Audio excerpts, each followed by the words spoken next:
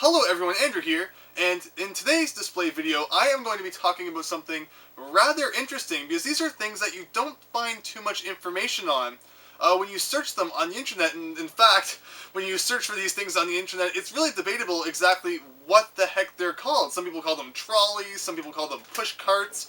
Calling them cart, calling it a cart, it's kind of a problem in itself because if you search Nintendo cart, you get Nintendo cartridges.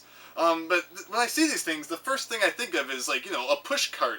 But obviously, you can't really search that on Google and get really good results. Of course, the things that I am talking about, I'm sure that, people have looked at the thumbnail of the video, so it's not really a surprise to anyone, is one of these things right here. You kind of have the wheels on the bottom, you have Mario there, you have Nintendo, and you have some compartments and a whole bunch of other places, kind of store your Nintendo stuff. Now, unfortunately, there's not a date on it. The only thing it says on the bottom is that it was made in Canada, which I find really funny. I was like, sure, it doesn't mean China? It's like Canada, whoa, something was actually made here. So I'm not entirely sure when these were made, how many were made. Despite the fact it was made in Canada, I'm assuming that you could probably get your hands on them in the US. That's another thing. Not too many people really know exactly the means on which these would have been bought. I'm thinking something like might have ordered it from a store like Sears or something. Are there even Sears stores in the United States? I have no idea. But up here it was always this place, and they gave out this massive thick catalog every Christmas, and you could order stuff from it. Although the internet kind of killed that. But I'm guessing you probably would have ordered it from, like a furniture store like that. But these are official, definitely. I mean, even though, Mario looks really weird on the front, but this was back in the day before Mario had a really, established design. This is even back when his overalls were red and his shirt was blue, rather than today when Mario and Luigi's overalls are blue and it's the shirt colors that are a different color. So overall, this thing is definitely, pretty old. Pretty strange and pretty mysterious because there's just not too much information on them out there. So I'm just going to talk a little bit about the ones that I have, because there were a few different models. And if people have any information to kind of help me fill in the blanks, please feel free to leave comments down below, and maybe I'll annotate some of the stuff and give you credit for it, because I would love to know more about these myself. So yeah, just have a look at what I have to say about them, and I would love to hear what other people think about them too. But yeah, I am going to pretty much put these on the couch so that we can get a nice good look at just some of the different compartments there, because if having them on my lap is not going to work, especially with the second one. This is actually the smallest of the cabinets. I believe there's this one, there's a medium-sized one, and then there's a big one. And we're going to be looking at two of those today, and we're going to be starting with the small ones. Just let me kind of set it on the couch here, and let me get my camera all in order, so we can kind of get a nice view of the whole thing. Very good. So here we have our small Nintendo cabinet cart. Cabinet's another thing, but when you search Nintendo cabinet, you kind of get the cabinet that I have at the back of my room there, the big Nintendo display case. So I don't know. What the heck these things are called is a complete mystery. I'd love to see, a magazine page that actually had an official name, but unfortunately no such thing is really out there unless I just haven't found it.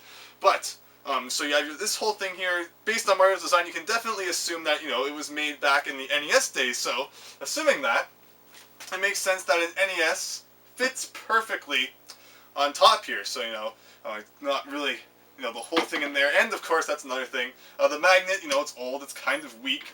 You could probably do something about that. But yes, you do have this kind of compartment here where you can store things. This is, of course, when you're not using your extra controller or your zapper or any other of the crazy accessories. You bought the power glove.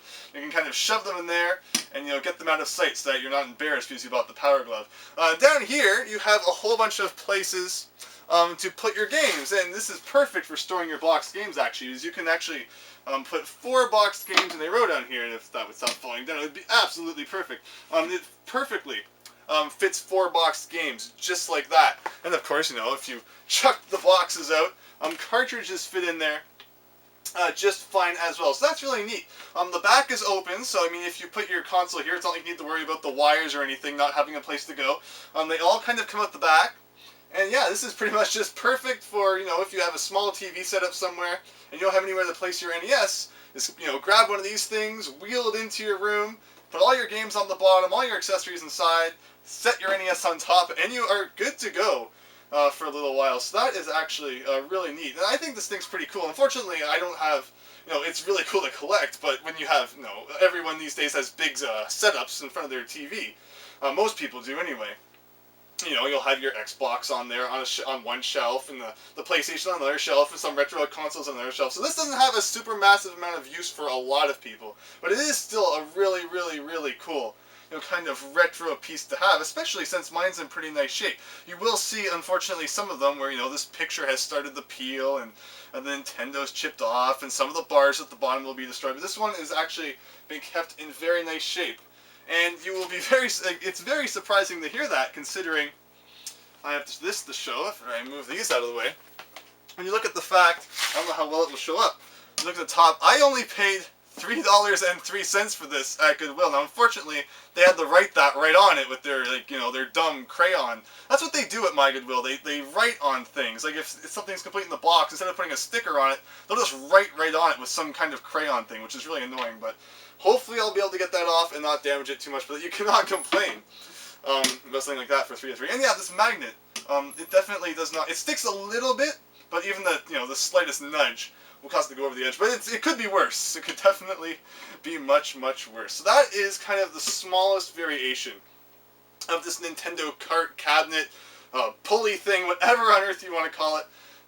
This is one of the original smaller variations. So if I move that out of the way, we can move on in our kind of display here. And I can try to get this thing in here. And let's see how exactly I'm going to accomplish this. Ugh. Alright.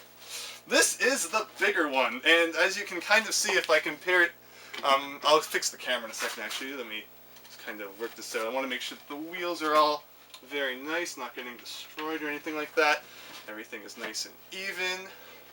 It's probably about as good as I'm going to get it. If we lift up the original one here, you can kind of see that it's a little bit longer and it's about the same height. So pretty much this whole section over here is kind of added on to the end. Plus you have more shelves too, and you also have a big flat surface on top, which you can set things on, unlike the top of the smaller one, which is open. The NES still fits perfectly here. It will fit inside any of these shelves just fine. Or you could even set it on top if you prefer, and, you know, place your games or whatever you want inside of here. Unfortunately, these shelves are not big enough, you know, to store your boxed games. You can kind of just lay them on their side there, although it is still perfect for cartridges and things like that if you want to slide them in there. That works fine. Of course, you know, you can place all your accessories here.